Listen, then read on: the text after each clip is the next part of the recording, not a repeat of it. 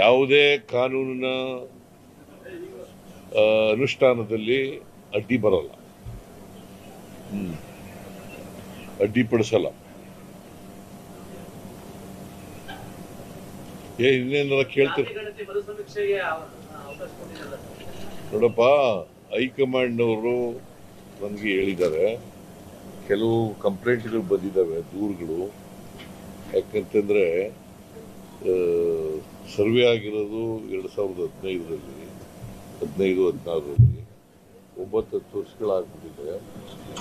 ಈ 9-10 ವರ್ಷಗಳಾಗಿರೋದ್ರಿಂದ ಹಳೆಯದಾಗ್ಬಿಟ್ಟಿದೆ. ಅದಕ್ಕೆ ಬಹಳ ಕಡಿಮೆ ಅವಧಿನಲ್ಲಿ ಒಂದು 60-70 ದಿನದಲ್ಲಿ ಸರ್ವೆ ಮಾಡಿ, ಹೊಸ ಸರ್ವೆ ಮಾಡಿ, ಎನ್ಯುಮರೇಷನ್ ಮಾತ್ರ, ನಾಟ್ ಆಲ್, ದ ಎಂಟೈರ್ ರಿಪೋರ್ಟನ್ನು ರಿಜೆಕ್ಟ್ ಮಾಡಲ್ಲ. Principally the report is accepted. Principally report is accepted, but enumeration ಮಾತ್ರ ಮಾಡೋದು. ಯಾರು ಕೈ ಬಿಟ್ಟು ಹೋಗಿದ್ರೆ ಇನ್ನೇನೇನೋ ಇದ್ರೆ ಅದನ್ನ ಅಟೆಂಡ್ ಮಾಡುತ್ತೆ. ನಿಮ್ಮ ರಾಜೀನಾಮೆಗೆ ಒತ್ತಾಯಿಸಿ ನಾಳೆಯಿಂದ ಬಿಜೆಪಿ ಅವರು ರಾಜ್ಯಾದ್ಯಂತ ಪ್ರತಿಭಟನೆ ಮಾಡ್ತಾರೆ ಸರ್. ಅವರು ರಾಜಕೀಯ ಮಾಡೇ ಮಾಡ್ತಾರೆ.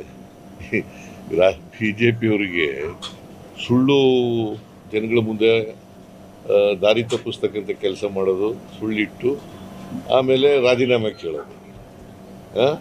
ಈಗ ಕುಂಭಮೇಳದಲ್ಲಿ ಎಷ್ಟು 40-50 ಜನ ಸತ್ತರಲ್ವ, ಆಗ ರಾಜೀನಾಮೆ ಕೇಳಿದ್ರೆ ಇವರು ಕೇಳಿದ್ರೇನ್ರಿ? ಒಂದು ಸೇತುವೆ ಇನಾಗ್ರೇಷನ್ ದಿನನೇ ಬಿದ್ದೋಯ್ತು, ಅಲ್ಲಿ ಸುಮಾರು 140 ಜನ ಸತ್ತರು. ಆಗ ಪ್ರೈಮ್ ಮಿನಿಸ್ಟರ್ ರಾಜೀನಾಮೆ ಕೇಳಿದ್ರೇನಪ್ಪ? ಗೋಧ್ರಾ ಇನ್ಸಿಡೆಂಟ್ ನಲ್ಲಿ ಎಷ್ಟು ಜನ ಸತ್ತರು? ಆಗ ಚೀಫ್ ಮಿನಿಸ್ಟರ್ ಆಗಿದ್ದವ್ರು ಯಾರು ಗುಜರಾತ್ನಲ್ಲಿ? ಏನಯ್ಯ ಕೇಳಿದ್ರ?